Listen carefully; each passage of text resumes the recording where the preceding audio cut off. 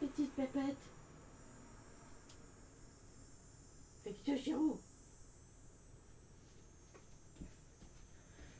Okay. Almost.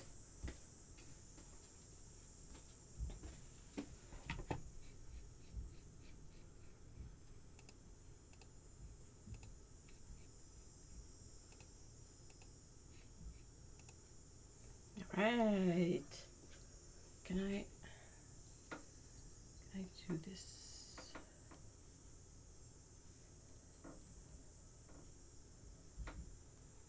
Okay, sorry about that.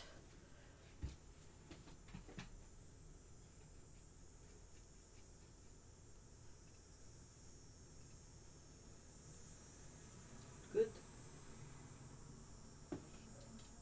Oui, petit chat, ça a l'air difficile. Oh.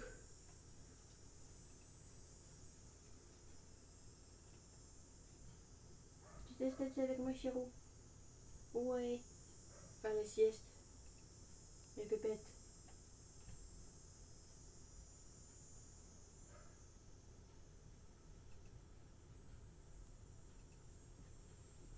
Alright, wee! Okay, one last thing.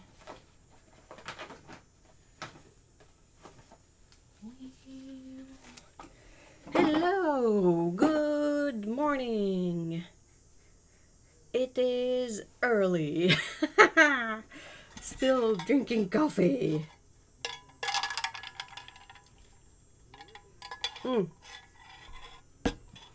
Hi, Sassy Britches. Hi, Sadie. And Amy Joy. Hello, hello. Hi, guys.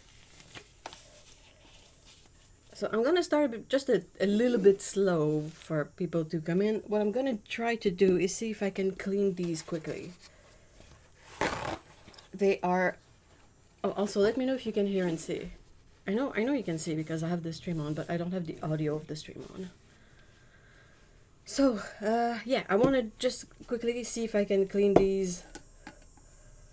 They are ceramic pans that I have been in a 99% alcohol bath for a bit. And I have no idea if it's gonna help clean them, but I want to check that out before I leave them any longer in there. Everything's falling.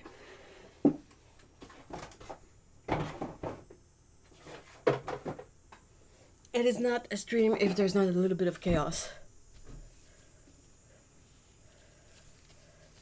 It's not ice water. And I'm putting on gloves because if you guys saw... I'm not going to show it, it's kind of gross, but if you saw my fingers, I've been really... wait, hold on, I'm looking for a word.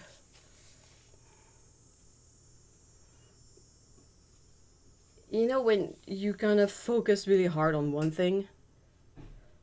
Well, I've been doing that with my vintage palettes that I'm trying to refinish. This is the first one that is mostly done. So I basically stripped all of the old paint and enamel, sanded them, and then spray painted a new coat of paint. It's still missing the insert for the pans, but yeah, that's the first one that's sort of finished. And I've never done this before, so it's all new, and I don't really know what I'm doing, you know. But yeah, one of the... Well, actually this one kind of needs to have square ceramic pans in it. And I'm not entirely sure if I'm going to use the pans that came with it or sort these out. They're not all exactly the same, so I'm kind of bothered by that. But long story short, so basically my fingers are so busted right now.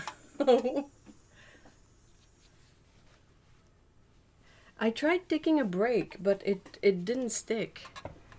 Oh wait, my microphone is super far away. Okay, hold on. Okay, better, worse. So yeah, so I have a bunch of pans that I've sanded. There's a few that need like the finish, the light sanding, like the finishing sanding, whatever you want to call that. And I have a couple of pans. I want to do a video about this process because it's been super interesting, but also like I haven't tried the pans that I've cleaned. So at the same time, I'm like, what if it turns out to be crappy?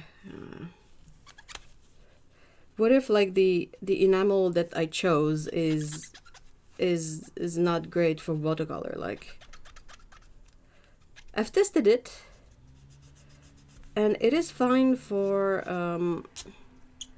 not beading. Hold on, I have audio issues. What's happening?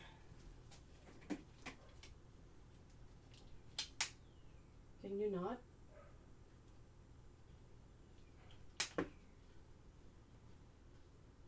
No? You really can't? What about this one? Is it my internet that's frogging? Oh, that's a cute... What is... Oh, that's me being stupid. Hold on. Sorry.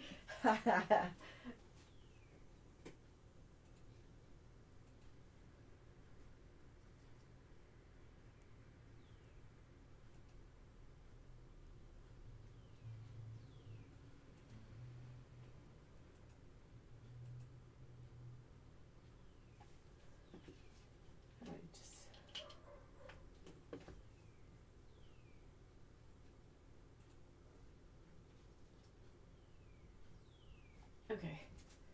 Sorry. Okay, I'm back. Hello, Taturniak. Hello. Yeah, so palettes. The enamel spray that I got, there's a whole wall of them at the hardware store. So I was like, I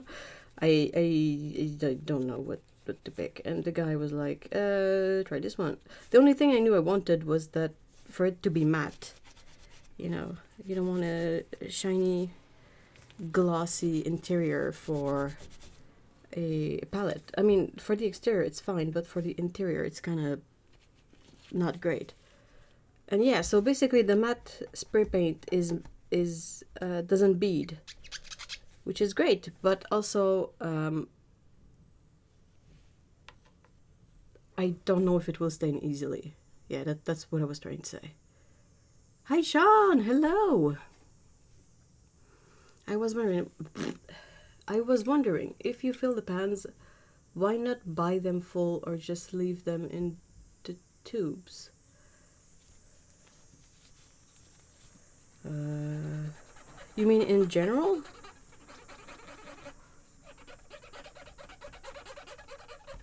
Lovely sound. It's really chaotic, so I apologize if you can hear the neighbor's dog barking or stampeding around. That's not something I have any kind of control on.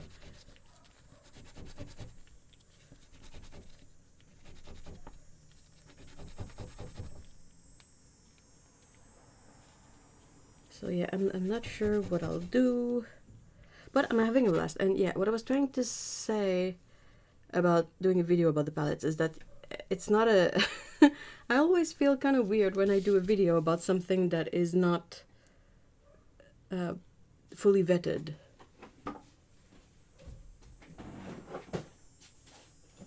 What tool do I want? I'll try this one. So, since I haven't really experimented with paints in a sort of refinished or rescued palette, I don't really know what to expect. So I'm kind of unsure.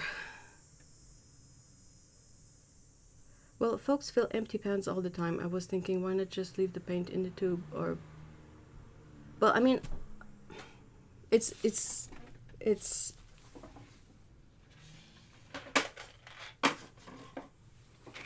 it really depends on what you like to do. Okay, so that's the other one. These. Sorry, I'm when I get started on like what I call MacGyver brain, it's really hard because there's like 20 thought processes going at once in my head, plus what I'm doing, plus, you know, all the the other things and whatnot, so it's just a bit discombobulated, and I apologize if I sound particularly discombobulated. Well, the thing is okay, so if you have a palette and you use up, like if you buy a palette that already has pans and you use up a color, then you want to be able to fill the pan. If you want a selection of colors that is unique, you might have to fill your own pans, because not all brands will offer pans. Some companies will have a slightly different formula between the pans and the tubes, so in some cases it's preferable to buy their pans before buying their tubes, like Sennelier. If you live in a really humid area, Sennelier will possibly never dry well. So if you want to have Sennelier in a palette, you're better off buying their pans, because it is a slightly different formula and it's extruded paint, so it's a bit more dry and it won't like soften a lot. And I think sometimes when you pan your own tubes, they behave a bit differently from paint that came in a pan. Yeah, exactly. I think especially with paints that, yeah, that's it. Oh, I get it. You can't get some in pans. Yeah. And the other way around, like there are companies, like if you take Roman Schmal, they don't come in tubes yet. And that bothers a lot of people who prefer to use a different kind of paint palettes. Like if you like to use a palette that has wells instead of areas for pans, you kind of need the tubes. But yeah, it's just, sometimes it's a more cost-efficient way to buy the tube if it's a color you use a lot. It's a shit. I mean, I've never met anyone who would throw away pans, if that somewhat reassures you. I've never ever seen that. I would just like, I would smack them on the head if they did that. Like, dude, don't toss away the paint. But these are vintage ones and they're ceramic. Yeah, okay, that might be a bit too unpleasant to sound, but so these are the paints that came with the palettes that I've shown that I repainted. The only color that was sort of empty is the like lemon yellow. They are Reeves school quality, made in England, and it still has the yellow ochre. It has a warm and a cool red, two blues, one definitely ultramarine, the other one probably Prussian, and then it had two bronze. It had 8 colors and all, but yeah, I took it apart.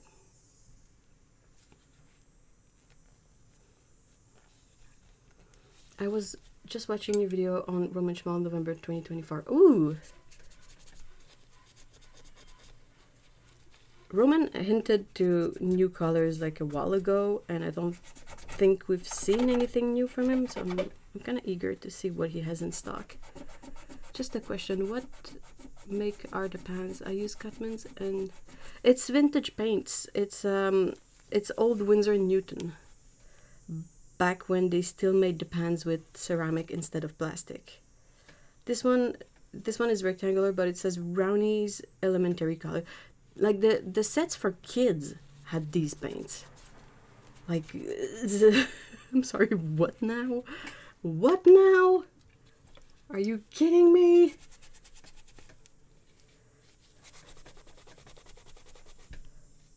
Oh, this one is a bit broken. So that's perhaps the downfall of having ceramic pans, is that they can break.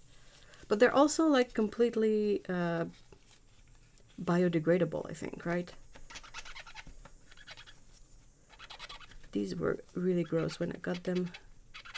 So that was basically my thought process. I was like, I really like my vintage paints, but I can't bring myself to use them because they have issues in terms of usability. Like, they're all rusted up, and the enamel is cracked in spot, and I feel like there's rust, and they're dirty and stained, and whoever had them before me seemed to have used like weird mixed mediums in there because some paints are like not rewettable or just way too old.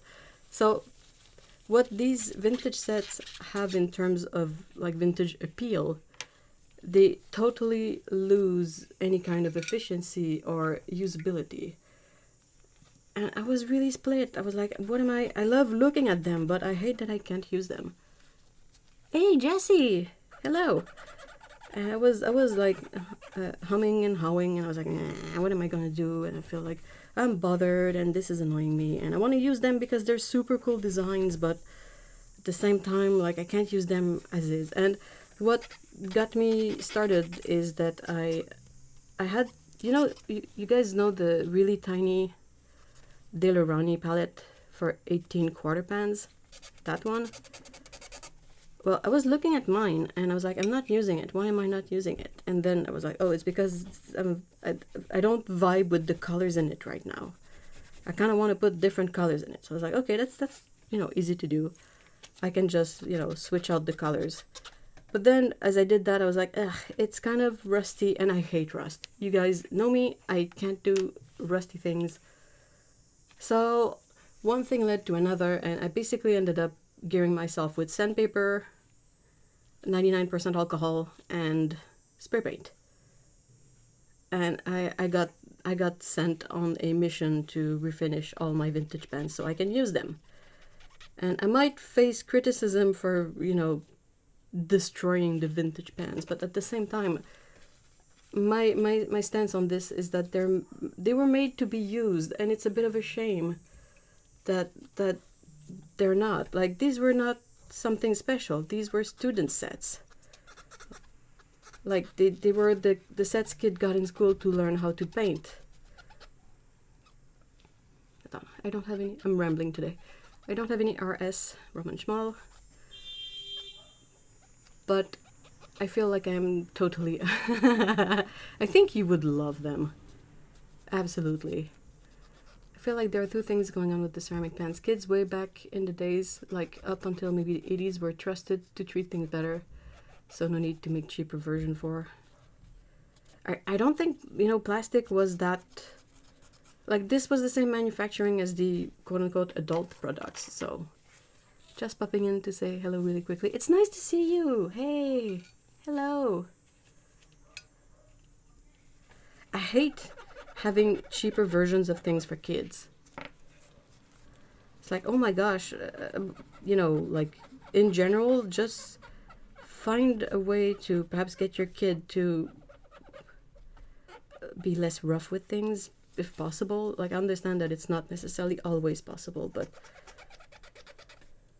this one had some silver paint in it, but it definitely was not watercolor because it would not re-wet at all. So I wonder if the person like put acrylic in there and was like, oh, dang, this is not coming out. Okay, and two, plastic just wasn't in everything. Yeah. I really like them. They're a bit wonky and like broken up, but they're a fun thing to have, and also the fact that they're square is kind of funky. The palette that goes with them is the one that I've shown you guys a bit earlier, and it has an insert for 8 of them, and I'm currently prepaid. I wasn't sure what to do with the insert. I was like, am I gonna reuse the insert? Am I gonna just put magnetic pans in the palette? And I don't know. And then I reassembled the palette, and the mixing flap kind of falls into the bottom tray, and I don't know why, but I hate when palettes do that. So I'm gonna see if I can carefully put the insert back in. And besides, what was I gonna do with the insert? It belongs in the palette, so I should just put it back there. But yeah, hold on. They're used to use as you wish. I agreed you should be used. Yeah, exactly.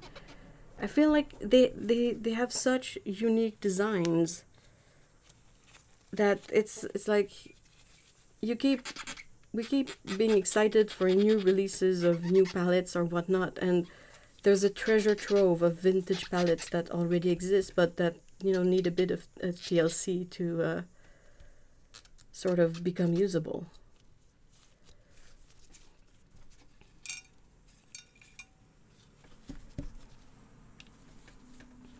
We're not teaching kids to value the labor that goes into making things and to be careful. I just watched a video about labor jobs earlier today. Wasn't ooh, like labor? You mean like what kind of like union stuff? Or when I was younger and at art school in the 90s, the cheapest was Cotman. Yeah, but even then in the 90s, Cotman was a bit better than it is now. Not sure how you feel on this one, but I feel Daler-Rowney has gotten worse. Daler-Rowney is not that easy to find here, so I don't have a lot of comparison. The Daler-Rowney Aquafine sets that I've tried, I thought were really good quality for the price and very affordable, like great student set, and the paint is definitely usable.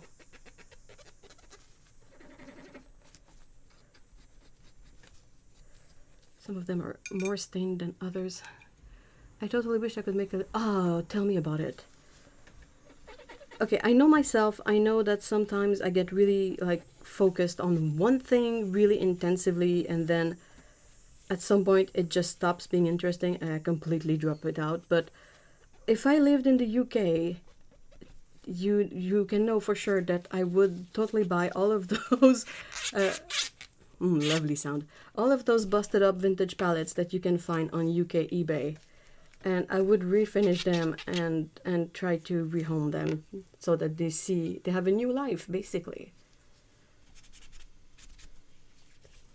I don't want to be excessively grim, but just to exemplify this point, like my mom passed 5 years ago.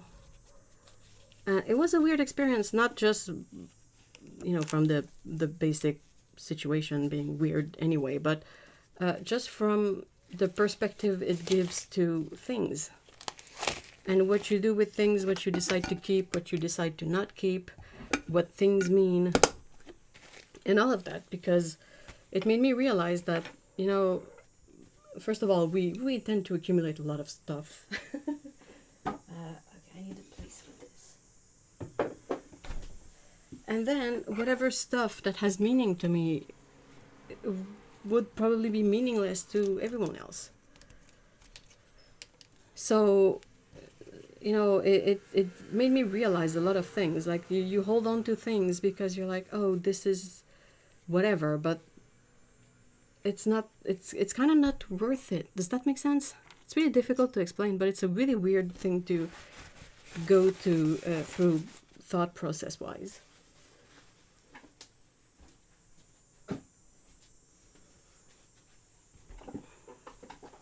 And it kind of came in two steps. The last step was that, but the step before that was when I was following an account on, I think it was a blog, but basically it's someone that's local to me that goes through the trash and kind of salvages the good stuff that gets thrown out when a house gets cleared.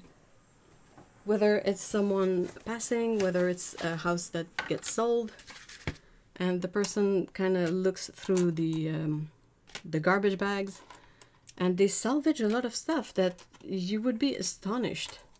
I was astonished anyway. Sometimes I understand, like if something is hidden within a box and you don't know, like that's easy to throw out, but like good things that are just not relevant to the person. Like if it's a case of a house being cleared, usually the people doing the clearing, they're not relatives. They're just like hired to clear out the space so the house can be sold.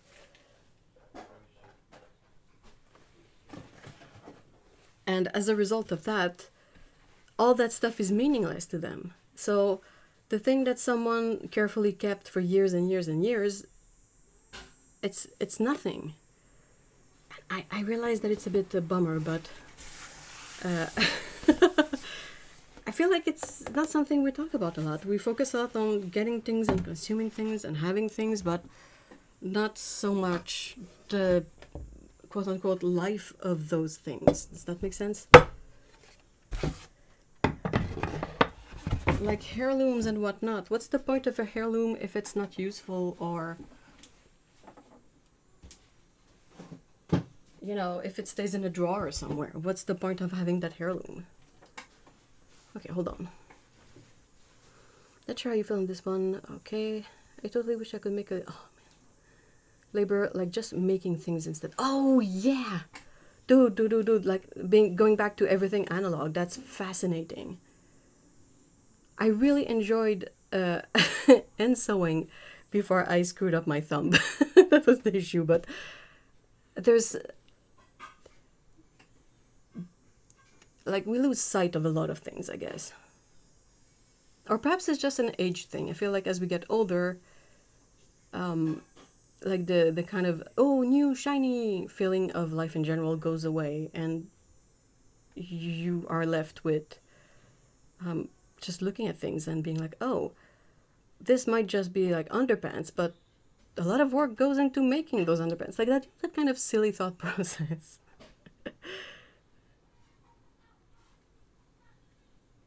Like just people making quilt from old clothing, or boro. All languages are mixed up in my head right now, but the Japanese art of just patching a garment as long as possible. So the garment after years is all patched up, and it's so pretty, and it's so like, it communicates a lot about the life of the object, you know. Hold on, I was thinking about getting some, might be fun. Because humans waste way too much. We waste so much. It's depressing. You got me going now. Well, I want to get an old set. Are you in the UK? Oh, you're from the UK. Oh, don't take it personally, but I'm kind of mad at you right now. If you hop on eBay, you'll be able to find used up palettes for like £5 with free shipping. If I want to get the same palettes, first of all, the currency hurts. And then shipping to here is like £25, which, you know, makes a big difference. Why is the stream so early? Hey, hello, number 23. It's just that my choices were either streaming early or not streaming at all. That happens every once in a while when I have a sort of scheduling conflict. So I figured I would try to have an early stream, and that might, you know, be more accessible to some people.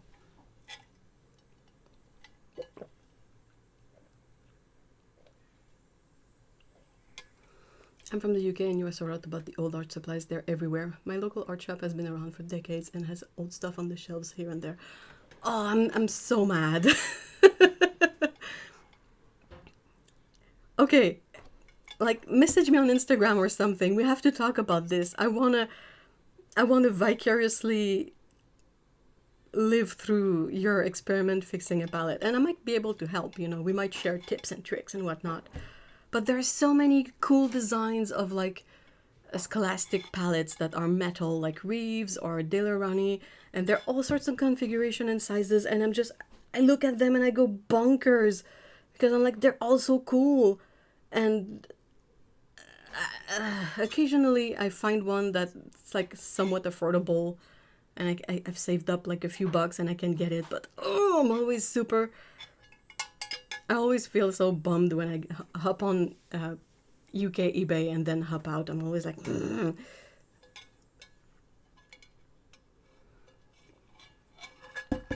sorry. That's a bit loud. Perhaps I could put my coffee elsewhere. I could never do cleanouts because I would just be taking everything home. I romanticize everything owned by the folks older than me. I'd be in the kitchen getting, oh no. Wait, what palettes? Vintage palettes that I'm trying to rescue. Otto came up with that word because I was telling Otto, Otto knows me quite well, and I was telling her that it feels weird to be me and to be sort of ruining these vintage palettes because I'm stripping them, taking them apart, sanding them, and sort of ruining the vintage patina of them. And I hate doing anything destructive to palettes. That's really not my jam. I like stuff that I can, you know, revert back. And I was like, but I'm okay I guess, with these. And she was like, "It's you're not ruining the palette, you're rescuing them." And I was like, "Oh, I like that." Even brands I used to buy because they were well made are becoming awful. In general, because yeah, in general, good luck finding a pair of shoes that will look good after a year of use. You might be able to still wear them, but they're gonna be messed up, like things unglued, things like cracking. It's so annoying. I'm so jealous of you being in UK because most of the vintage art stuff is there. Seriously. It's so frustrating. I feel like Europe has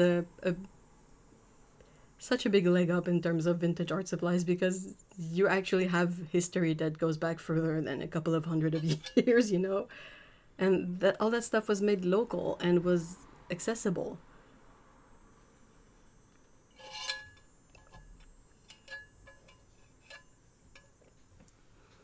I have a bunch of art supplies that I challenge myself not to buy new stuff till I have used most of them. It's gone well so far, but now I just need to find the time and energy. Oh yeah, that's always the other thing. That's the thing too, like at some point when you have too much, even if you're like, okay, I want to use this up, sometimes it's more overwhelming than helpful, sorry. And one thing I've found that kind of helped me deal with that was to see if I could resell the used stuff that I feel I'm not gonna use. Like when you have 20 sets of paints, there's probably half of them you could resell and be fine with it. And even if you still have 10 left, that's a lot of sets of paint. My local art shop has been around since the 60s and they got a few. Oh, dude. I would be all over that place. They would have to kick me out. Yeah, shoes for sure. I was thinking specifically about Levi's jeans. Yeah, that too. Most of the jeans now, they have this, they have the stretchy in it. And the stretchy is awful. Do you guys want to see my work in progress palettes? I can also show you the, I can re-show the one that I spray painted. Otherwise, I can hop on and go get some water and I can do color mixes, but let me know. I have a whole folder of browser bookmarks dedicated to my hunt for the perfect tiny vintage. Seriously. Boxes. Oh, I know what you mean. And almost every listing. Yeah, and it's somewhat affordable if you're in the UK. Like, oftentimes it has free shipping, and you're like, wee, free shipping! But then you look at shipping to North America, and it's... Okay, hold on. I need to go dig up something under here.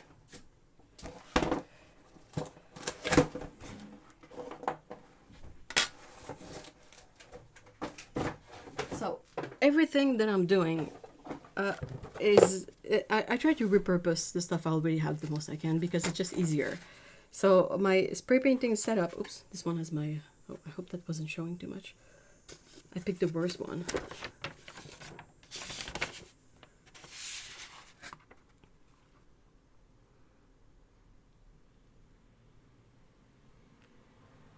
Okay, I don't think you were able to see. Perhaps just a little bit, but but yeah. So these are cat food like boxes, and I had some frame hanging wire. And I hang these there and I go spray paint them outside. This one is currently being spray painted. And this was the mixing tray for our palette that had some little holes in it. Like it was so old that it had cracks in it. So I used green stuff from miniature painting. And I tried to patch it up and send it and we'll spray paint over again. That's one, yeah, okay. That was somewhat visible. This is the insert that goes in this one. So I've not finished with it yet, but basically it goes here and there are little like holes in here that you can get the little tabs in and then fold them. I'm really nervous about scratching the finish because I have no idea how sturdy this finish is. And yeah, but this is the thing that the square pans go into.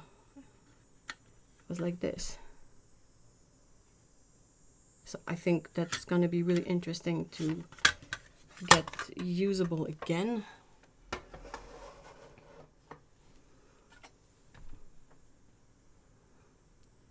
Fortunately, I'm good with self-control, but the times I've tripped, I tripped.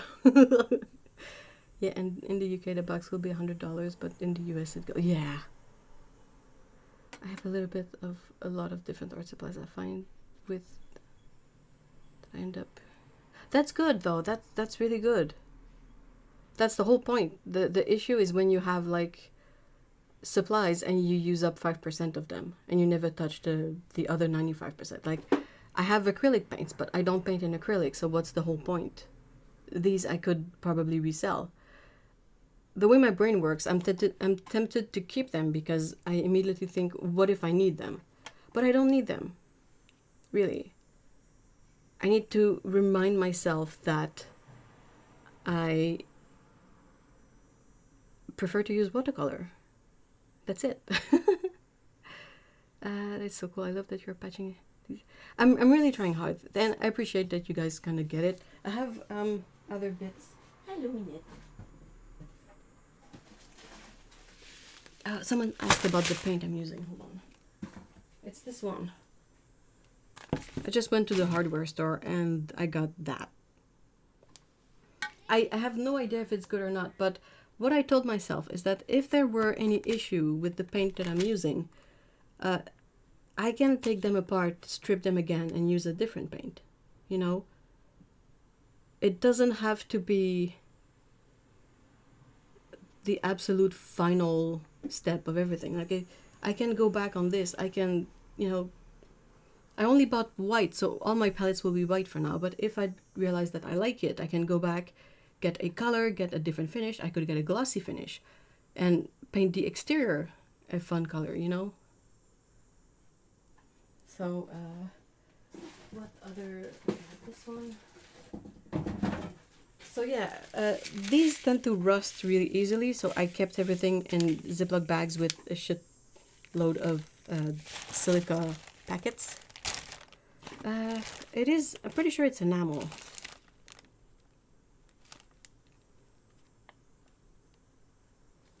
Rust-Oleum Canada. Made in the US. Does it say?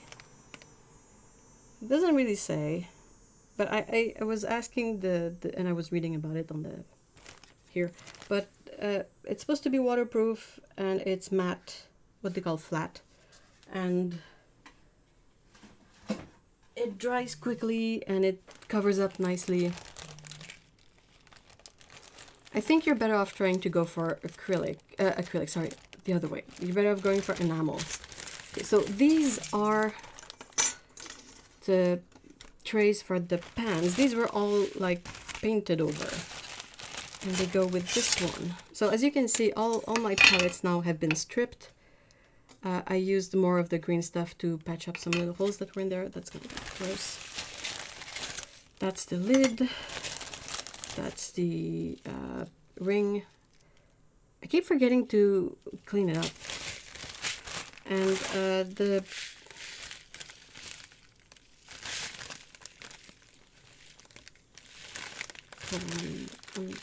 where's the mixing tray for that one?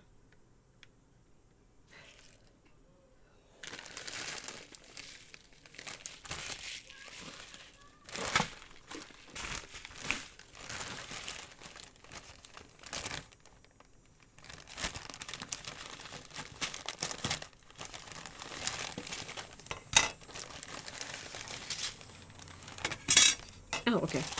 So the mixing tray you saw me patch up the holes is for this one.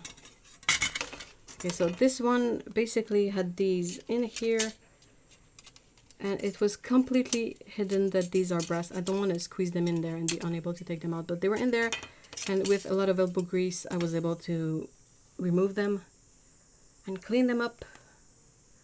And then this is the lid and the mixing tray. The lid still has some enamel that I need to remove, but then this is going to be the palette, and it's such a nice little palette, And you don't find, like, it has brass thingies for the pans. How cool is that? Why did we stop making this? These are so much better than the freaking regular ones because brass doesn't rust. Okay, if water gets under it, it's gonna rust, but that's why you spray paint it. And I'm gonna see if I can figure out a system using magnets so I can remove them, you know?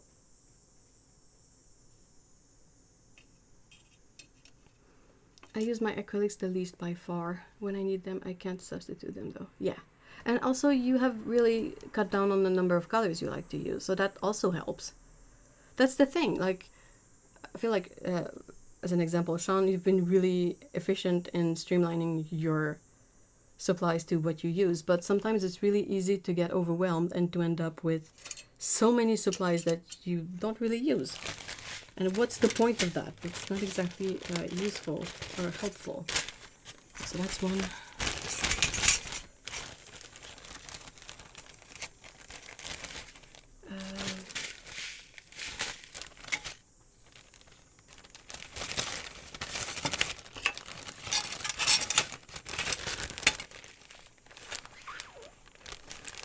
I've sanded, and also I've realized that if you use the 99% alcohol, it melts, like it will soften a lot of the old enamel. So that's what I did. I dunked these in 99% alcohol that I can get at the drugstore. Like it's nothing special. And then with elbow grease and sanding paper, and I think the tools I'm using were for nail stuff.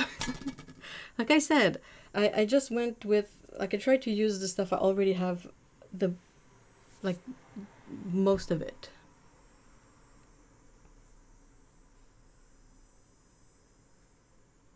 Okay, hold on. Quality art supplies in my country are pretty rare. Most vintage stuff are either old cheap kids supplies. What country is that? 23. I can call you 23. Do you mind? You got me looking on eBay. Oh, seriously, it's so easy. I can tell you one thing for 100% sure. The old wooden pallets with the old ceramic pans are everywhere here. But that's cool. I would be all over that. And you clean up the wood, you sand it a little bit, like just with a fine grit. And you refinish the wood with a stain or oil or something, like really light. You don't paint over it, gosh no. And clean up the pans, and that's awesome. It's funny, I never really thought about it. It's normal for me. Oh man, I've recently been back into my rabbit hole obsession of the old wooden boxes with ceramic. Oh, don't get started. Don't. Even worse, it looks so lovely. I love the rustic look of the palettes. Maybe I should invest in the old set. Yeah, and you would probably find takers for them if you refinish them a little bit. Okay, so that's the other one. This one I was not able to remove the thumb ring, and this one was really difficult to take apart, but it's really cool. It has all these, the wells were a pain in the butt to try and sand. This is what they will be. I don't care if it's not the smoothest sanding job ever, too bad. I'm gonna spray these. I'm looking for little pans to put in there. Perhaps I can find some little plastic pans, because the issue with putting the paints straight in there is that you can see, but there's a bit of a gap at the bottom. So every well is not watertight. It used to be when there was the enamel in there, because the way the enamel was done, I don't know if it was enamel, but let's just call it enamel for now. It was thicker, and it kind of filled up like the corners, like the angles. Instead of being sharp, they were rounded from the enamel. So that would keep the paint in there, but the enamel was super old and cracked. So that was unusable. This is the little mixing flap. And then the small lid. And I really like the format of that one. Like, it's so nice, but I wouldn't use it. And yeah, now I hope I will, you know, be able to get this to a level that I'll use it. It's a bit like a bijou box, really. So that's it. That's the 3 I'm working on right now. I also have a vintage schminke palette that I'm working on, but it's not super duper old. It's just like rusty and worn out. So I'm seeing if I can sort of, I would see about cleaning up the trays and the inside, but try to keep the finish, like the messed up finish of the outside. So that's, yeah. And also I have another one that I got to make a video about. And yeah, I'll see. I kind of want to talk about this more because I feel like there's a lot of people who have access to these super cool palettes and they don't even know it. And you can sort of really easily sort them out. Like I don't have a workspace really. I don't have a garage. I don't have tools. All I have is a few products and elbow grease. That's it. So, and busted up fingers, of course. They're so full of holes now. But yeah, so perhaps I should put a disclaimer. Please be careful if you decide to work with palettes and use the proper PPE, like personal protective gear, whatever, if possible. You can get the old sets for about £50-ish here. I would have to see one, because just like that, I feel like that's pricey. But I'm not entirely sure what kind of set you're talking about, so. True, but if I could go to a store in Japan with Holbein paints, I'm buying everything. You would use them though, right? Like, I can easily see you buy the huge tooth with the kind of colors that you like to use. I'm pretty sure most of them would be available in the big toothpaste tubes that are like $10 over there. You know?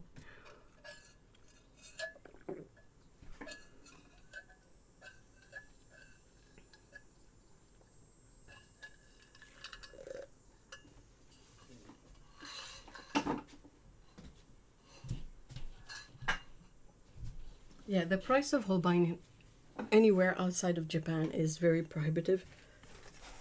Okay, last little show and tell item. That's a palette that I will be making a video about, but it's much simpler. But it was, you know, accessible and affordable, and I feel like it's interesting, like, for what it is. It's a really thin, like it's not very thick. And initially I was like, oh, I might find a way to keep the artwork. But then I saw that it's a bit dated and not very nice. And I was like, oh, I can't really, oh no. I'm gonna take photos and document this, but it's gonna be stripped because, come on, holy moly, that doesn't work. You can't do that. It's the price though. It is a bit pricey, but it's also not too bad. Everything costs a lot here, so okay. You know, I trust you. That's what I'm saying. Like, I don't have any reference point to be able to tell. Time to find out what flavor these Pop-Tarts are. Do you have like a solo packet of Pop-Tarts? So what this one has that's pretty cool is the removable insert. And also, I'm kind of curious to see if I can, like, sadly strip this up. I would try to keep like the writing on the trays, but they're very rusted, so it might have to be sanded off. But I wonder if I can sort of put the flaps down, and yeah, I don't think pans would fit in there. not entirely sure how to go about this. Like, I don't know what kind of pans would fit in these.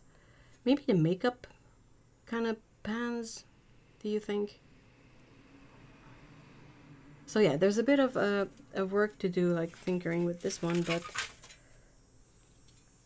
it's in relatively good shape. It's not like too much rust. Ugh. So it's gonna be interesting.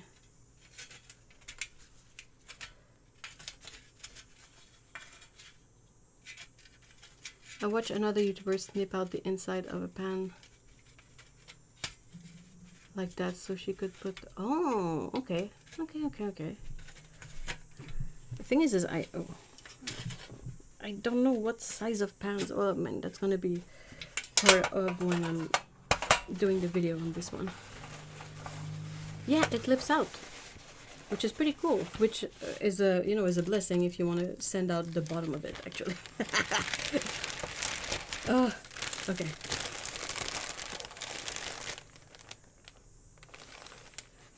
Oh, the Caturday ones are too big. These are not that big. Are you going to refill it? I don't know. It really depends on if I can find a way to use the tray for something. Like, if I find a way to a container that fits the tray, I might. But that's the trick, actually. And I if I had a 3D printer, let me tell you, it would be so much easier. Okay, so that's somewhat clean. I need to go grab water, so just give me a sec.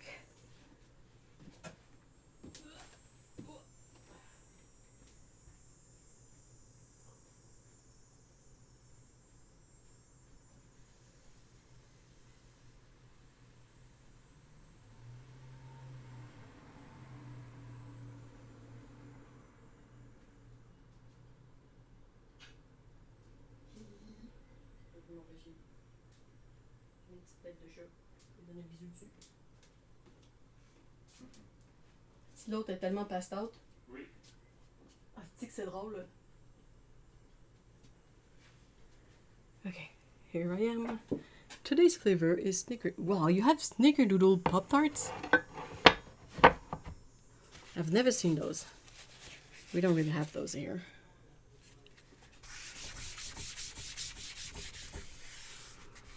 I did. I'm gonna have a video out about them tomorrow, where I, you know, went back to the problematic colors and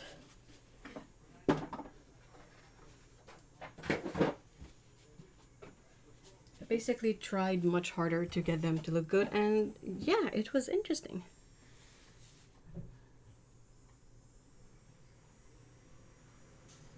Oh, hey, speaking of vintage set, check out this one.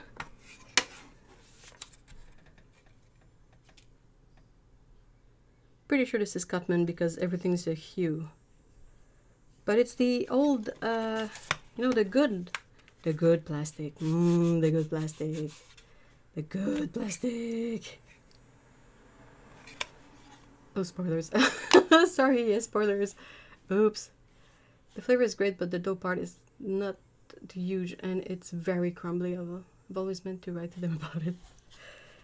How do you mess up Pop-Tarts? So yeah, this and this. I was able to find secondhand for very cheap, if I can use it. But basically, this is sort of a sample set of St. Petersburg watercolor paints labeled Yarka.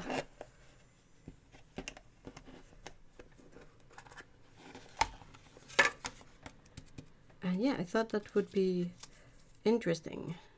I know, it's Russian paints. I'm not saying I support Russia, but these are definitely, like, not new.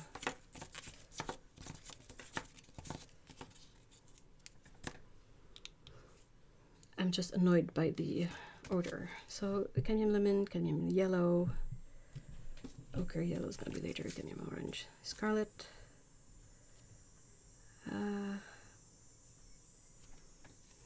Do we go red violet? Yeah, red violet, Russian blue, not Prussian, Russian blue.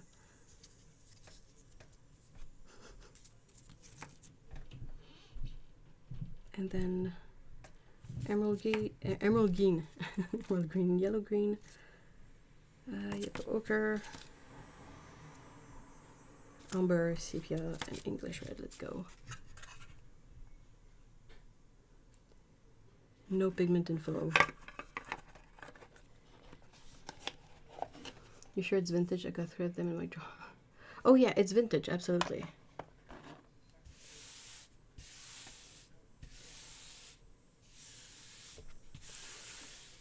Oh, the issue is not with the paints, it's with the, you know, the politics. My local art shop still got a box of them with the black label. Vintage. But not as much as I dream of finding vintage tin Winsor Newton bijou, especially the one that is with... I know, that one is like the holy grail of us watercolor people. The one that has... I can't remember the number of... It's quarter pans. It's not... Like the current bijou boxes, what we call bijou boxes, have 2 mixing wells and you can fit 12 half pans in there. But it's not the same layout, whereas the older bijou ones, they have more wells for smaller, like paint cakes. They're quarter pans. And it has 4 wells in the lid, and it is so pretty.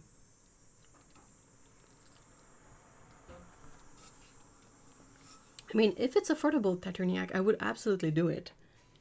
You could start a YouTube channel and film your unboxing and using up of this stuff. I think a lot of people would, I think there's quite a lot of us that would be interested in looking at that. Okay, so this paints. This palette again. Where's my reference sheet?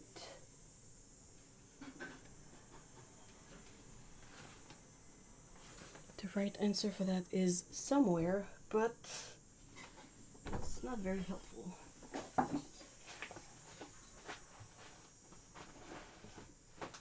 It's here. Hello. Clip. There you go. This pencil. All right. Yeah.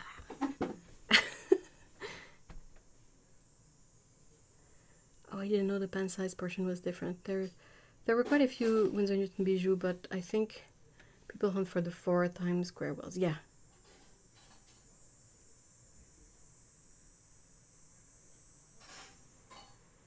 It was a release one in, oh yeah, and I think like by the mid 2010s, like that's a bit when I started doing a whole lot more watercolor stuff.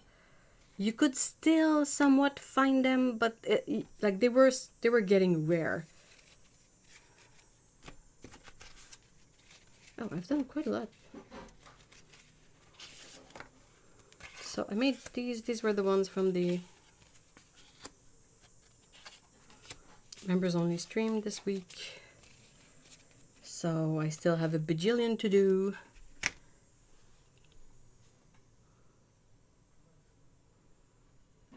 Sorry folks, I never thought about how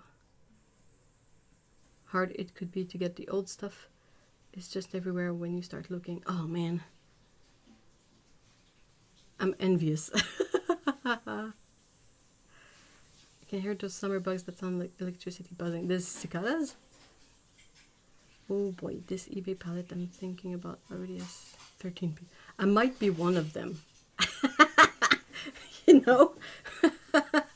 I mean, it's probably pricey, but yeah, it's... I might have an eBay alert for vintage watercolor palettes, or I might not. Who knows? I do hate bidding on eBay though. It's just not good at it. All right, so I need numbers between 1 and 22.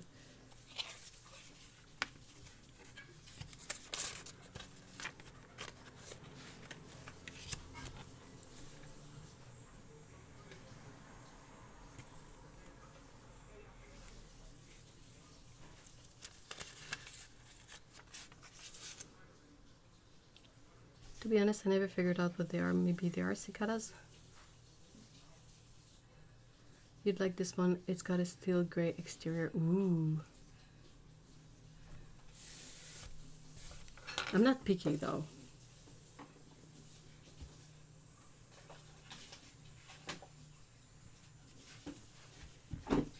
Post-its. Water. For drinking this one though.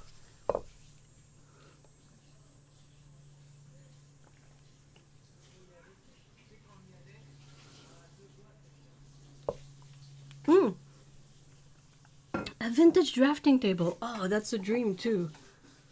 Oh, they used to be so nice. You can look on Facebook Marketplace for that kind of stuff, to be honest. If you have a car, or you can borrow one, it's much easier to find a vintage drafting table this way. I sometimes look because they're so nice, but I don't drive, so that kind of ruins it. So 1 and 22. Okay, okay. 1 and 22. Is that 15 or there's no 155, so it's gonna be 7 and 15. 7, 15 hasn't been done. I was in my art shop this morning. They have 4 trays of replacement pans, some from the 70s. Seriously? Oh, that hurts. Oh my gosh. Oh man. Message me. We need to talk about this. People definitely know what they are worth, and then some. Some do, some don't. It really depends. Sometimes you can be lucky and stumble upon someone just, emptying a house.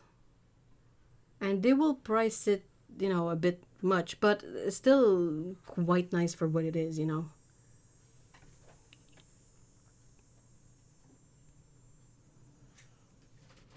Oh, I asked what purples. Yeah, that's why I was showing. I ended up doing kind of 2 purples on Thursday, so I did ultramarine blue and permanent scarlet, and then this is indigo and permanent rose.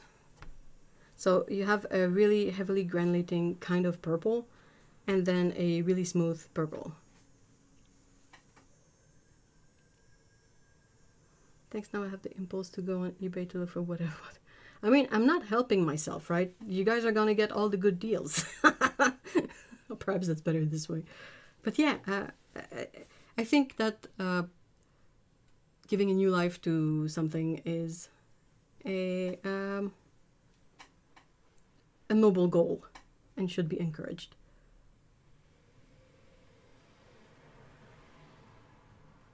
I love this chart, very methodical. I mean, how else are you supposed to keep track of things in this case? I need you to share some videos and shop for us. Yeah. Truth is, we kind of leave the old stuff because we want the new stuff.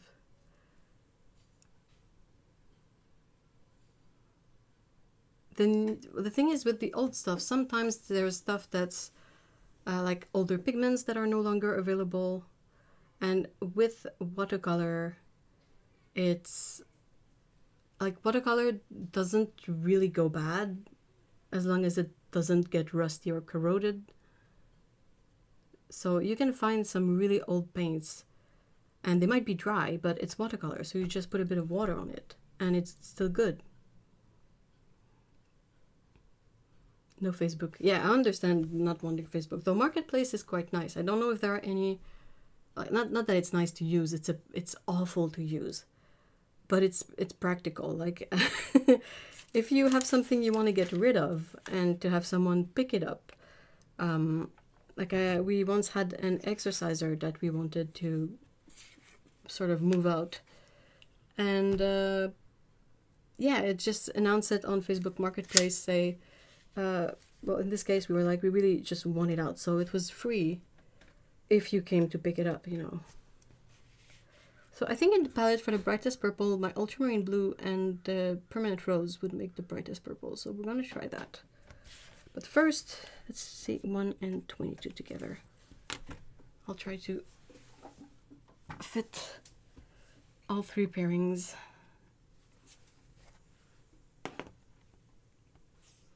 Yeah, so 1 is a mystery mix.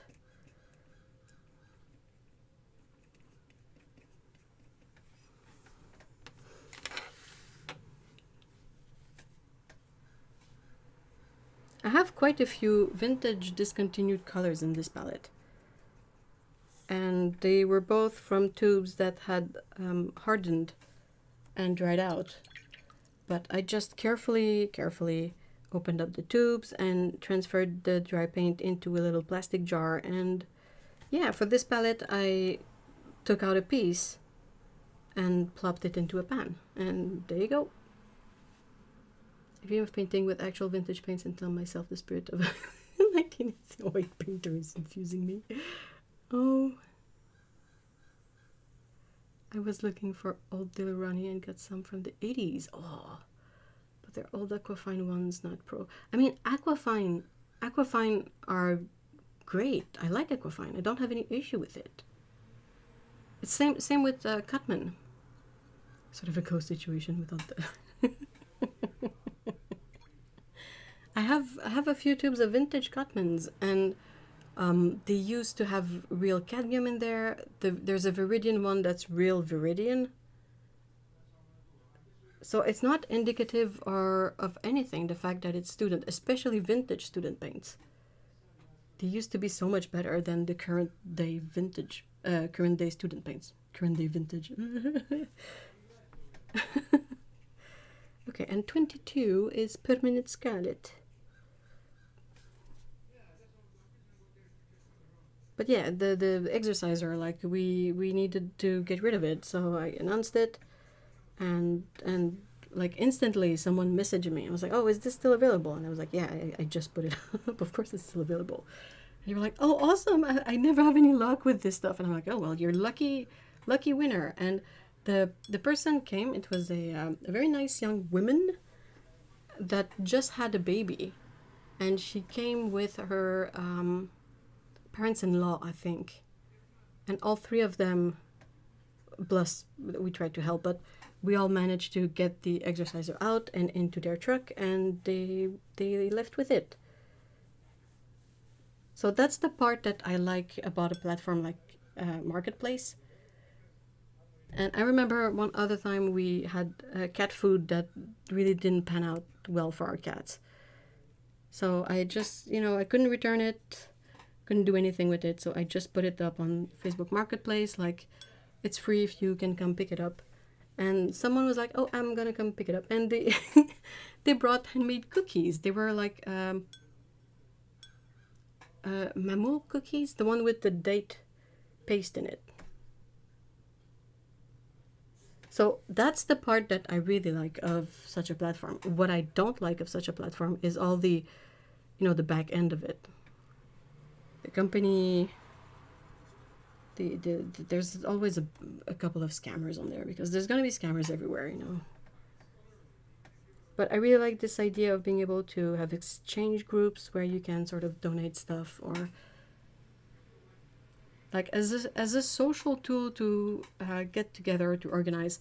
Like on Facebook too, it's a really efficient place, because there's nothing else. But if you have a lost pet, it's a good place to sort of find a group that's local to you, that's about lost and found animals, and you can post something like, I lost my pet, I have photos. If you find, it's a great tool, but I just hate how it's been what they call it, the inshitification of stuff. It's been shitified a lot, and that's the sad part of it.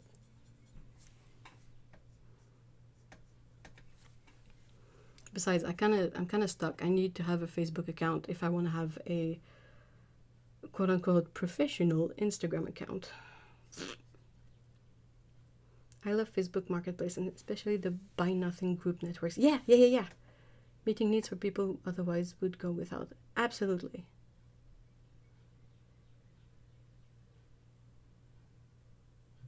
I've always thought that would be such a fun professional job, connecting people with things they need, home goods, foods, but everything for yours. Yeah, to possibly, like, in a big city, like I'm in a relatively big city, so to have a very small team, because I mean the less people, the less expenses, but basically people with roomy cars, or I don't want to say pickups because I got beef with pickups, but you know what I mean, like, so that if someone is like, oh, they're donating a table, but I can't go pick it up, you can reach out to this group of people, and they're going to be like, okay, so I can go pick up the table for you. It's going to cost you like some minimal amount, let's just say. But instead of having a table that goes to the dump and someone that is kind of stuck without a table, well, you kind of fix the problem in a way, right? Is that what you're kind of saying, or am I just rambling again? I'd love Facebook Marketplace a bit more if people had the decency of putting the current price. People locally just put one as the price. Oh yeah, no, that's the thing that sucks. Like, people will always ruin the good stuff.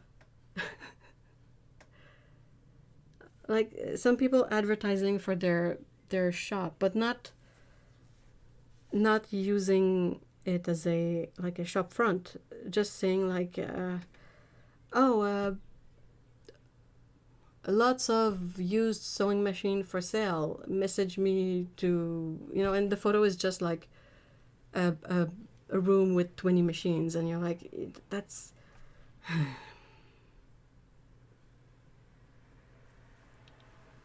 I have done that in my B&G. What's that? Pick up things for others who don't have a way to get it, but I don't charge. I'm happy to get the items into their hands. I didn't drive for 10 years, so I know how hard it is.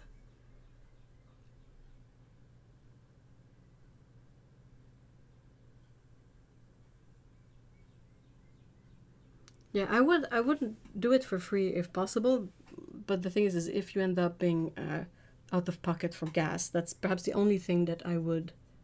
Oh, buy nothing group. Okay, yeah. Like, that's the only thing that I would perhaps consider is, gas. Paying for gas, because it's definitely not cheap. When we got the cats, that was basically how they got physically here, is through the rescue that we got them from. They were really kind, and they set us up with a volunteer that would drive them here, and we only had to pay for the gas, and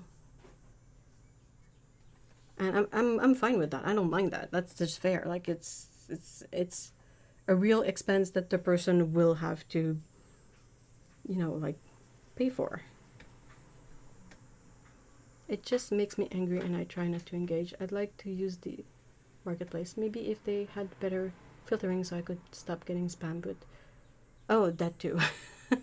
You're kind of a different situation too, being like in the US and all of that. But I don't know, here, do you have something like Craigslist that is not as creepy as Craigslist? We have Kijiji here, but I don't know if that's a Canada only thing. And it's a bit messy, but yeah.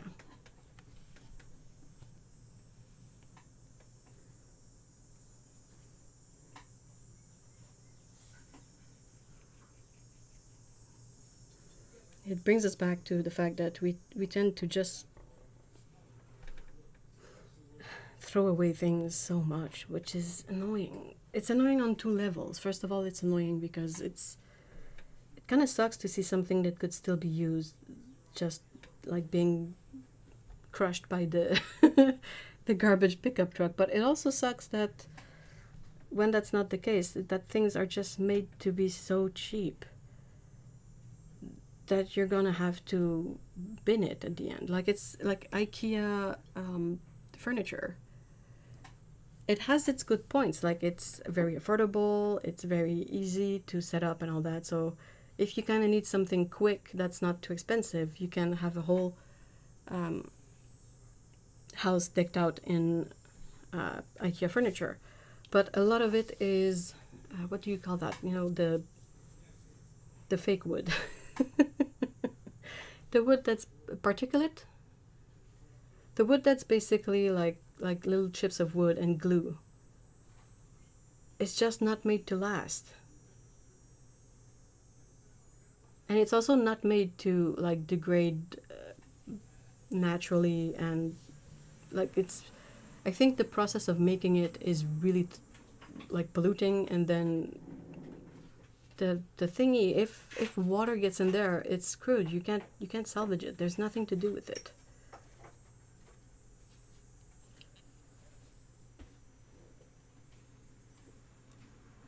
Yeah, I think if I was going to other towns, I would factor gas in. I just offer when I have the time and gas to spare, and my city is only like, I don't know, 3 miles across at its widest. I use the trip as excuses to go to other ones.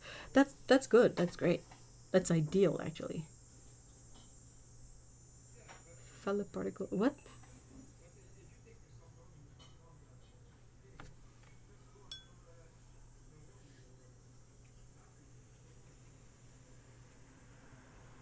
Like you always see those IKEA furniture on the side of the road, and it has rained on them, and now they're all bloated, and the veneer is peeling off, and it just looks like butt.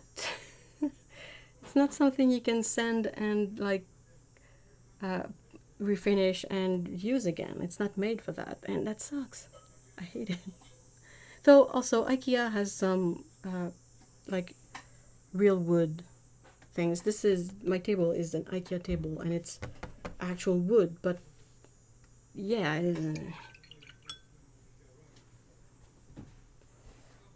the cheap fake wood fall apart particle. Oh, okay, that's clever. Fall apart particle. Okay, I get it.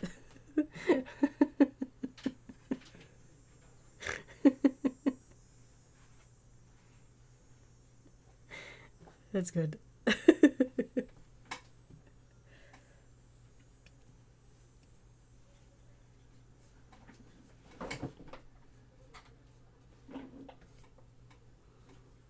Around here, it's used unironically as that's the real name of the material. Even when I... Seriously? Oh, that's so funny.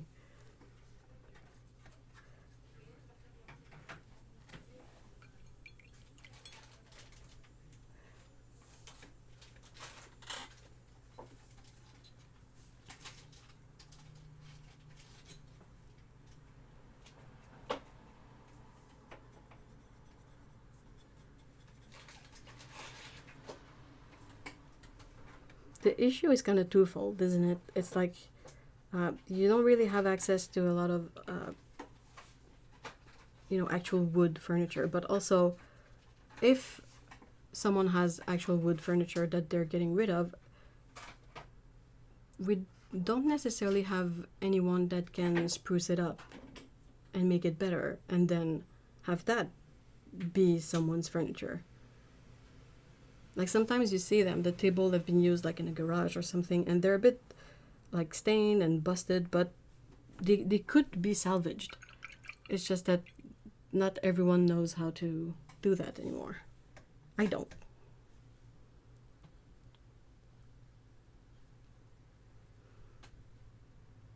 I mean, I also just used to hang around a lot of older people in certain circles, like the Chevy Club. What's a Chevy Club? I formally declare war against the fake wood creator. There's some good about the fake wood, because in a way, if you have all this like leftover from other woodcraft, all this sawdust and whatnot, I guess it's not necessarily a bad idea to find a use for it. But is that really what's happening? And then Perhaps figuring out a way to use it also kind of implies, you know, a nice way to use it, not a way that will, you know, create a lot of pollution and a lot of waste and issues like that. Yeah, people are losing labor skills in favor of fast fashion. Yeah, I know. Fast everything, like it's, can I pay for it instead of figuring out how to make it? And I mean, you can't blame people. Like, it's not necessarily the people's responsibility to.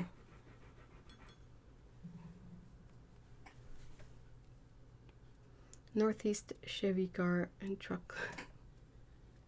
They put on car shows and every August, actually probably this very weekend. Ooh, they do a large show with a camp out.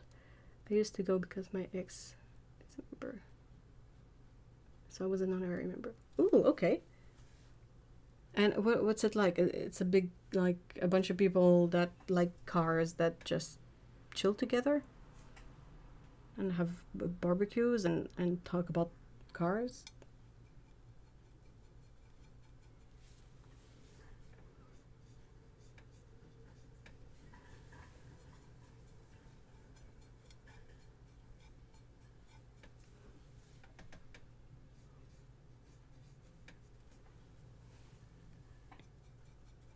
If you guys have any sort of paint related question, feel free to ask. I mean, I'm gonna ramble just so it's at least background noise or something, but yeah, if if there's anything specific you would like to talk about, feel free to ask about it. That's perfectly fine.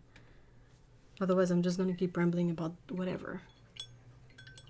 We had a really interesting week here because they finally set it up so yeah, good job, me. The bike lane would connect with the other bike lane. So the spot where I live, like, you had the bike lane that went a certain way and then it stopped, and then no bike lane, and then it kind of needs to connect, like. And it's been something that they mentioned before COVID, so 5 years ago at least. But then, yeah, COVID happened, and you know, so it got delayed, and then they're finally, this week they got around to doing it, and I'm personally living for it. I'm so excited because that's just amazing. Like, it's really nice to be able to hop on a bike lane and not have to be in traffic, you know. But there's a lot of older dudes in this area, and they were also butthurt over it. Part of me thinks it's hilarious. Part of me is kind of worried that they'll pressure the city into eventually removing the bike lane. And I'm like, no, it's such a useful accessibility thing because it connects a very residential area with a lot of schools. So when it's school season, you see so many people like driving their kids to school, but on a bike.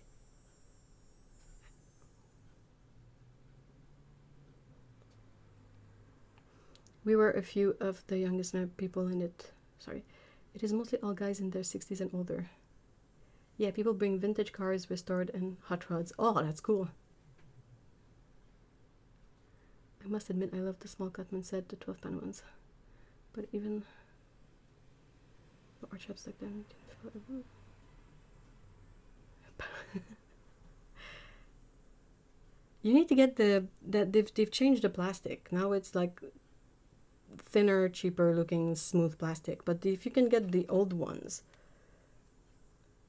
they're one of my favorite travel boxes, honestly.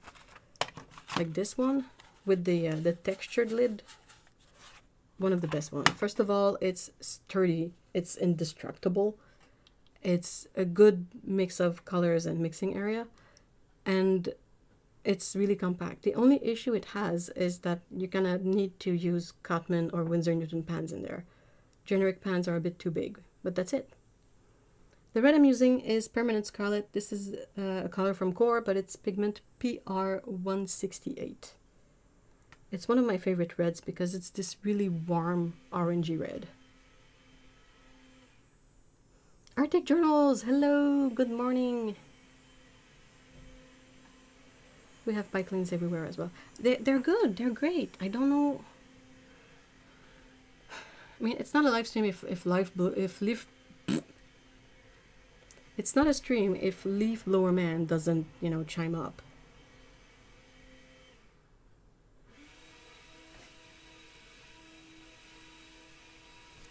I'm gonna let you guess if that guy was in favor or not for the bike lane.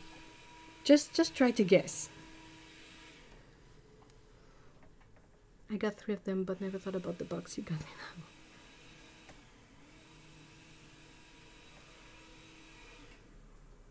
They are such nice box. It's one of the first paints that I got like ages ago. I painted sort of in 2 phases in my life, and when I first painted as a kid / teen, the first set I got was Pentel in tube. They, you know, were not great. And then when I quote unquote upgraded, it was this Cotman set, like this, an old one, but this pocket palette. And it's always been one of my favorite plastic boxes. It is a really nice plastic box. And you know it won't rust, you know it's quite lightweight, it's just good. It's a really good one. I was really bummed when I saw that they had changed it, because it's been this design, this box, for like 50 years. And now they recently started like doing, oh, we have a Cutman portrait set, oh, we have a Cutman landscape set, blah blah blah blah blah. And they redid the palette. I'm like, no. Winsor Newton, why do you keep doing the wrong thing? Oh my gosh, how this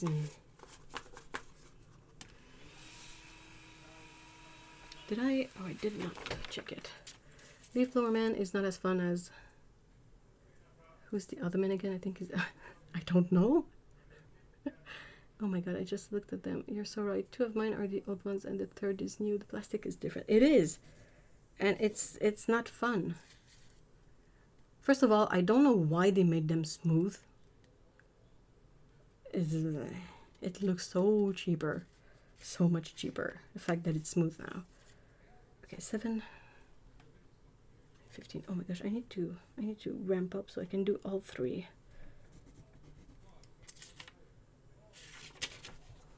I'm yapping too much. Regarding changing products, it's all about the bottom line. Yeah, it is. But it sucks.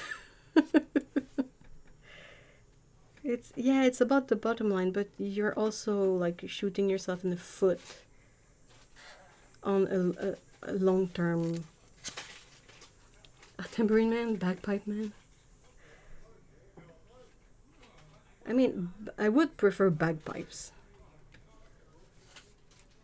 They would not be any less loud, but I would enjoy them more. Leaf blower is just...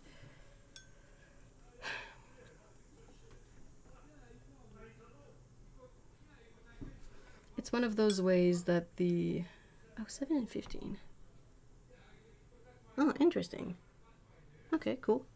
So we have Cobalt Teal from Core, which is a really nice teal color. It is so good.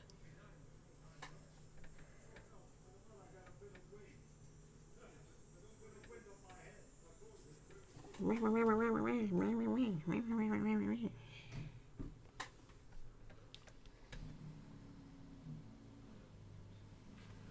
finally got enough work Saturday after 4 weeks, and what a nice... I'm so glad! Yay!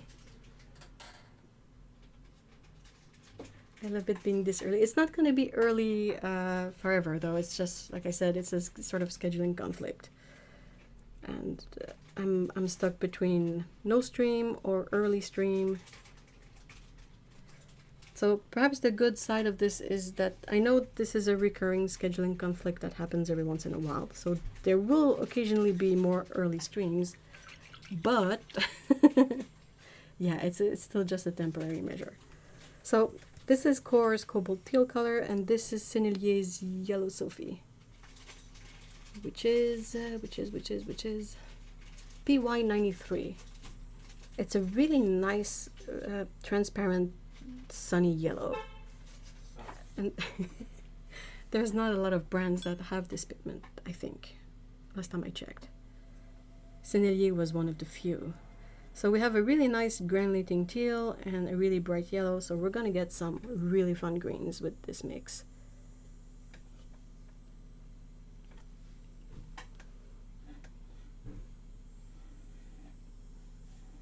Daniel Smith needs to do a complementary set to the essential one with phthalo green, sap green, burnt sienna, yellow ochre, Payne's green. Oh, no, that's a fair color selection. So their essential set is magenta, red, cyan, blue, a yellow, and then an orange yellow, like gamboge, right? I would put phthalo green, but then I think personally I would put dioxazine violet instead of sap green if it was a complementary set.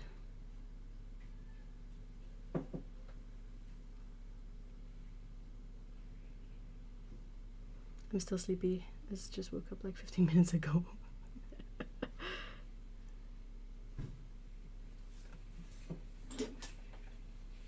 Oh, definitely. This is very what I'm gonna butcher it, so apologies, but Slava Ukraini.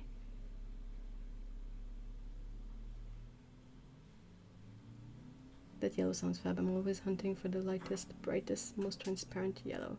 It's PY93. This one is Yellow Sophie from Sennelier.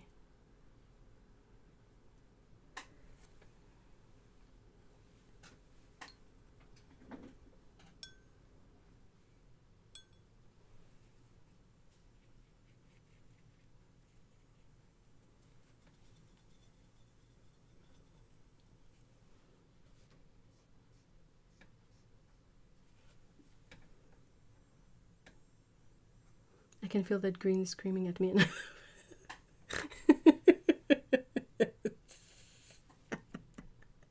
I'm green! Hello!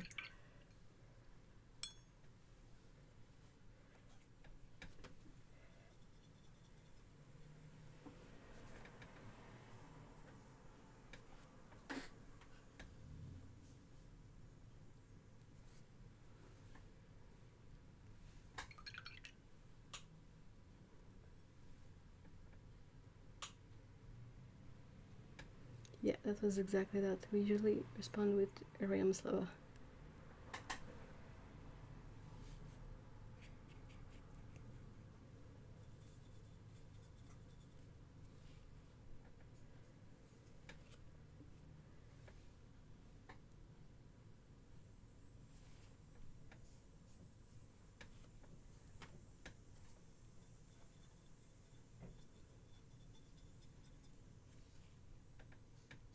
What's gonna be fun about this green is the really intense granulation that's gonna happen as the paint settles on the paper and the teal kind of sinks and the yellow kind of stays smoother.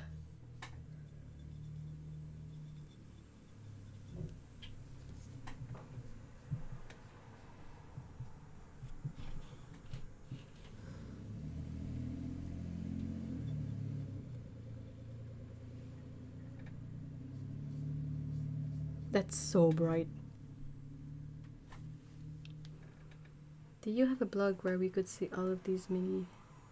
Not at the moment, but I will definitely, like, I'm not done with them, obviously, but I will eventually post them somewhere. I'm not sure when, where.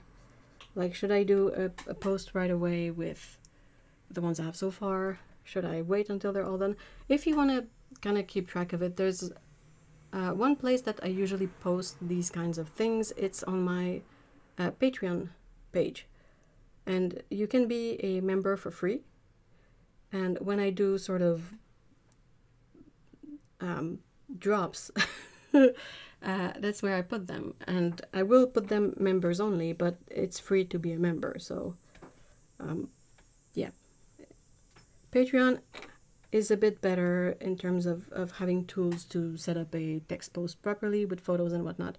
It's not ideal, but it's better than like YouTube.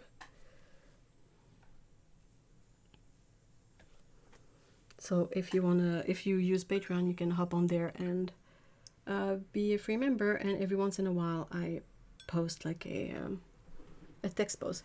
The Patreon is mostly just for supporting the channel. I don't offer like rewards all that much, really,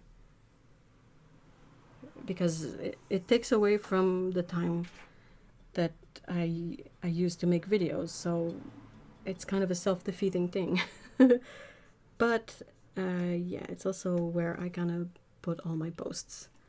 If I scan swatches, I usually post them there. If I did the last post I did was about refinishing the vintage palettes. Patreon is a platform. It is originally a way to, when you would have Patreon for the arts, it's basically crowdfunding, but not for a single project. It's basically like a platform where you subscribe to a creator on Patreon, and you can decide to give them a monthly amount of money to support their work. A lot of people will offer rewards, tiers and all of that. But yeah, it's not ideal. But the fact that it's not ideal, it's not something that was there from inception. Like it got shitified as well. So yeah. It used to be a really great way to support creator. Now it's a bit dodgy at times. But a lot of people who are set up on there, it's really difficult to just switch to a different platform. There's not a lot of options, and it's kind of hard to migrate your support from one platform to another. And then you know that eventually the new platform is going to get shitty as well. Like it just never ends. You never really get out of it, so.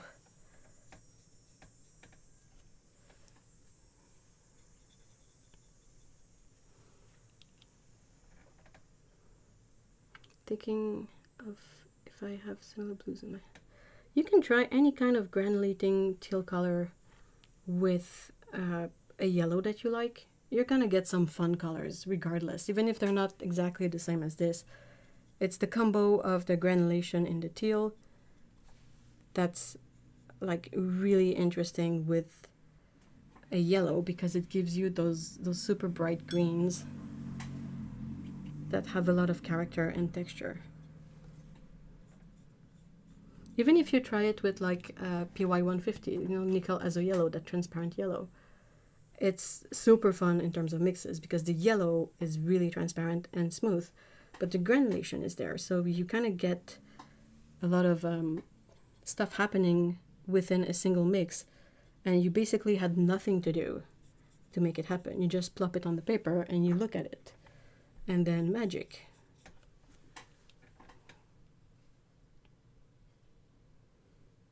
Patreon is a great place. I have a couple Procreate subscription there.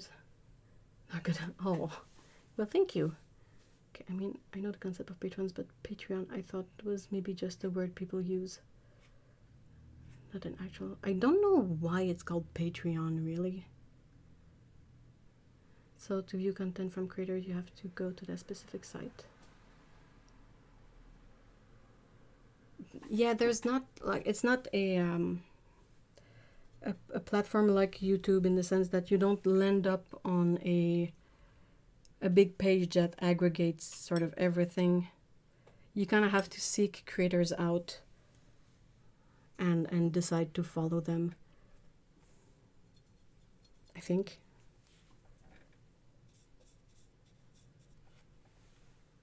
Then once you follow like people that you like their content, you have sort of a feed page that you can see their new posts. But if you get there from nothing, the page it's going to be nothing. It's going to be a bit blank, and then you kind of have to build it up. I really want to do the other one for Sassy Britches, the purples. I'm getting sweaty.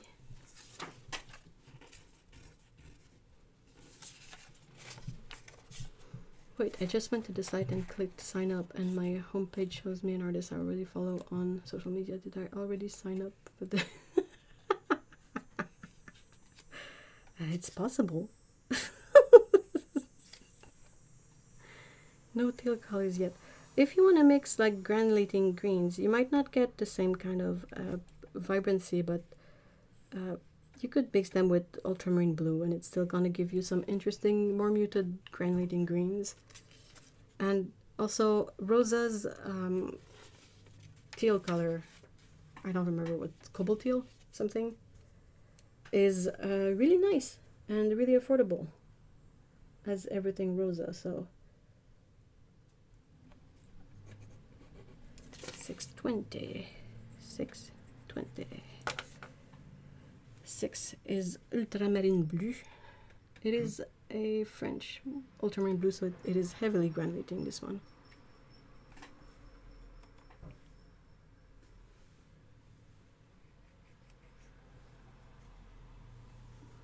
That's 6.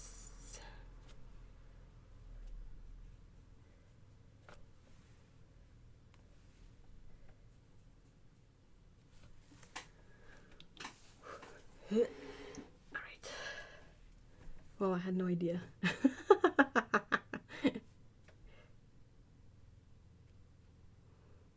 Usually when you follow one artist, they suggest you some other similar ones because there's overlap between artists. Also internet cookies. Yeah, that too. I'll try to mix with ultramarine spectral. Absolutely. It's gonna be more muted, but it's still gonna be such beautiful greens.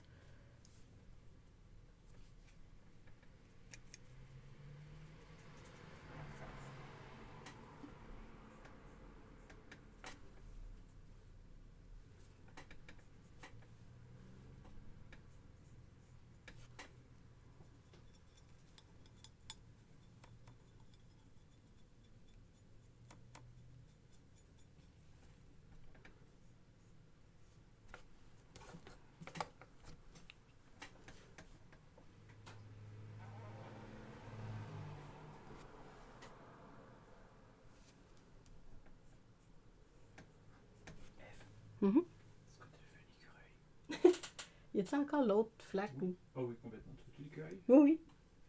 Elle est vraiment drôle. Man, il est téméraire, cet écureuil. Oh, très pastable.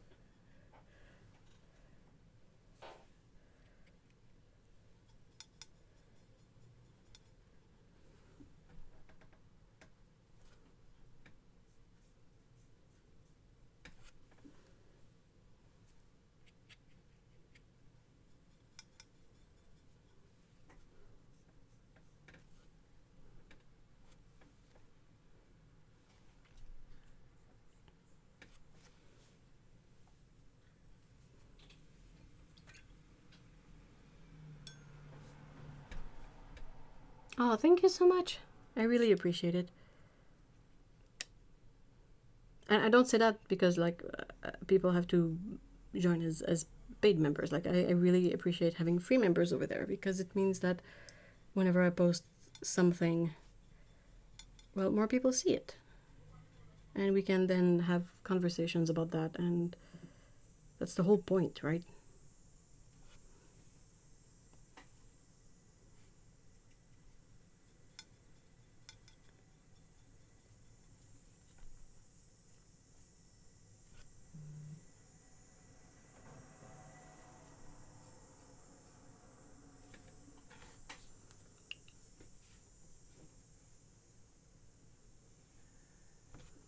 I'm really loving the super different color cards we have here.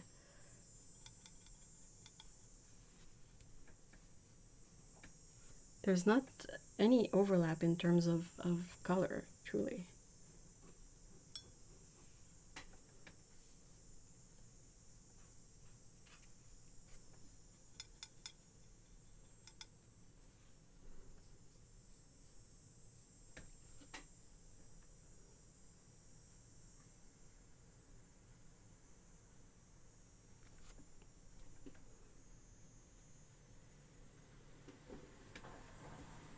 I feel like a trio of color that is super fun to use, but also a bit limited, but super fun, is Opera Pink, a bright yellow. So any kind of yellow that you like this one, like PY3. Maybe not nickel azo yellow, but it would also be fun. And then a granulating teal color, because you can get some really bright, intense granulating purples with the opera and the teal, and then some really intense greens like this, and then when you mix the opera and the yellow, you get some punchy oranges that are just so much fun. Of course, opera is not opaque, so that's the caveat, but in terms of packing a punch, these three colors together are so much fun. I want to get into Patreon to support some artists, but I'm getting kicked. That's fair. No problem. I think like everybody gets it, especially artists. But that's why I kind of like that Patreon has this feature where you can be a free member. So you can keep up with the stuff. You might not have access to all the posts that a creator will share, because some might be related to specific tiers or something like that. But you can still like see the posts that are for members, and it's not a paywall, but it's at least an interest wall in a way. So it's not like everybody can just join and then never really interact with the stuff. Like, you don't join just because it's there. You kind of join because you're at least interested in the same kind of topics that this creator is going over or doing or whatnot. Does that make sense? But yeah, I really like this feature.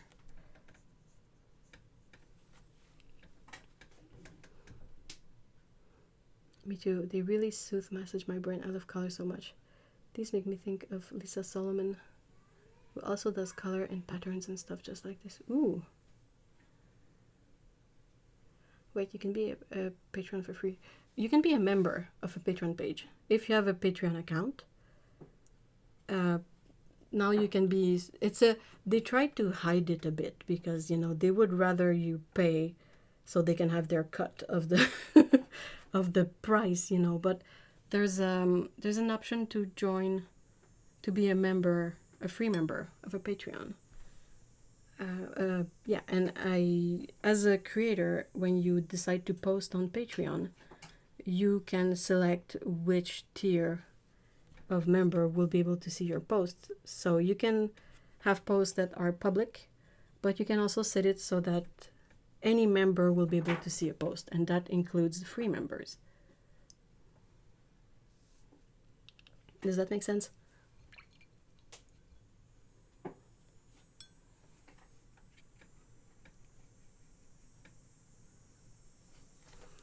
Same. I do like that everyone I want to support will be in one place, so that when I do have the funds, I can easily donate instead of trying to remember and hunt people. Yeah.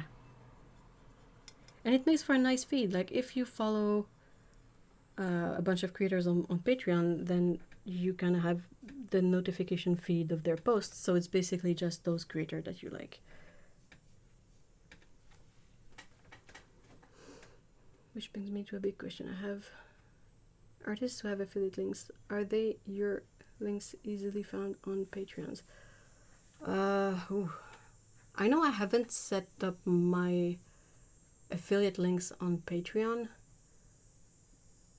I have them on YouTube. I've tried to go back and update them on all my YouTube posts, which is still an ongoing task.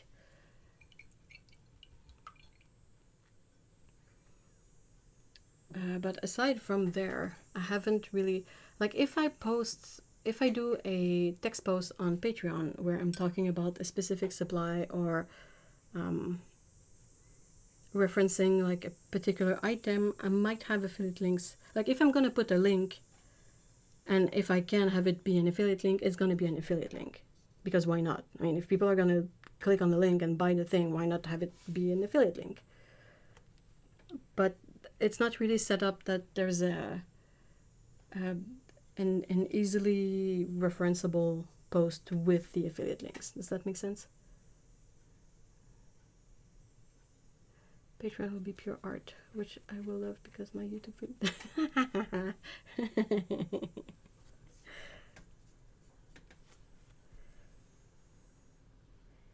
YouTube is weird about suggesting stuff to watch, to be honest.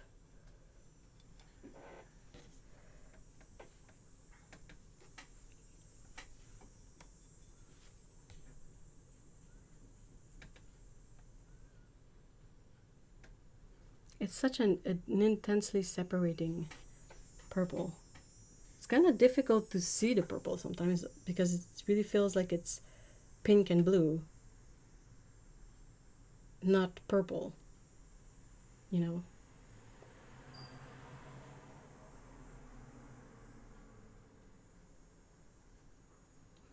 Something cool I recently learned about affiliate links is if you click one but then don't buy that specific item but do buy other unrelated things in the same shopping session, yep, that artist will have a like the affiliate earnings on that.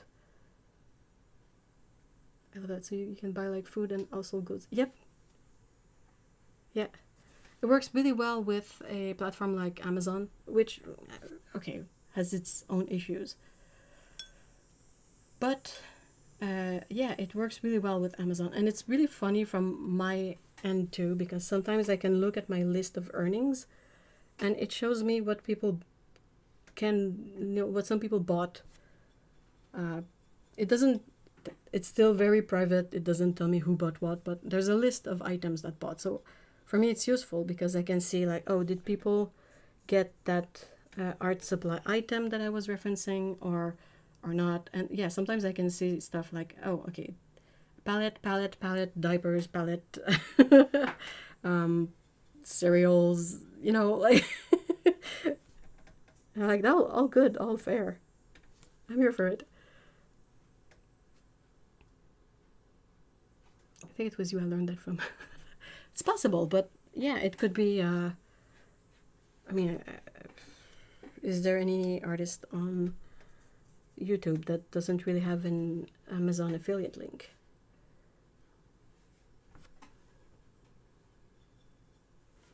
I've set it up that I have the links for Canada, the US, and the UK, I think.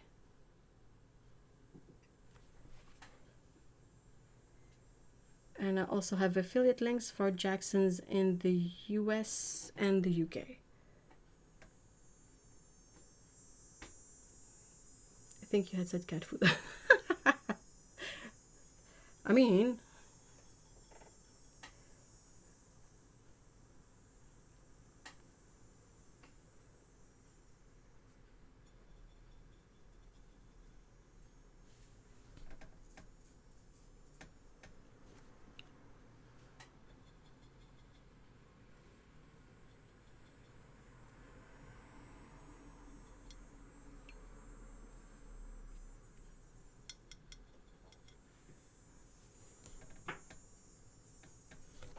and that's our third and last color card for today. Is your affiliate link always the same for each site? Like if I copy and paste it into a Google Doc to use later? Oh, I'm not sure about that. If you look at the description, like if you pick any of my, let's say, recent videos, at the very end of the description blurb, there's a little paragraph of affiliate links. I think these should work every single time because they're general links, like they will bring you, I think, to the main page of Amazon. But I it doesn't really say if I have to update them every once in a while. And that's something YouTube is really not well thought out in terms of updating your descriptions from ancient videos. Like at some point, Jackson's completely changed their affiliate setup, so all the old links don't really work anymore. I mean, the URL between two videos will stay the same because I copy paste the same, but I don't know if on their end the URL will work every single time. Does that make sense?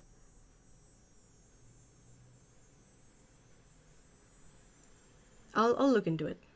I think that's a very valid question. Oh, there's a breeze. It's so nice. I live. Okay.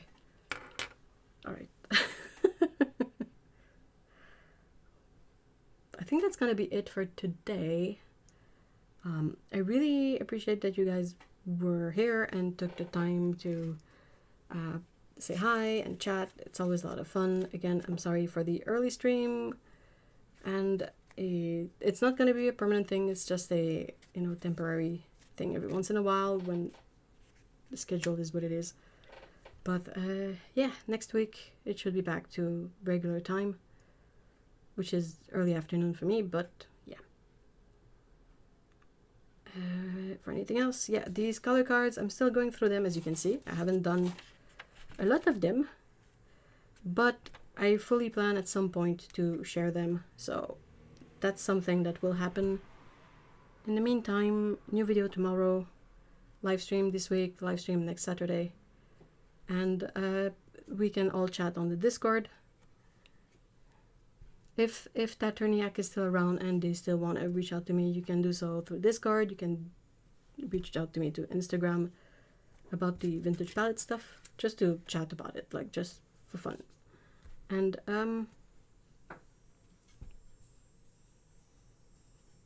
yeah, I think that's it. Thank you so much, guys. I hope you have a great weekend. See y'all in the next one. Good luck with the weather this weekend. It's gonna be hot here. Ugh. But yeah, take care. Bye bye.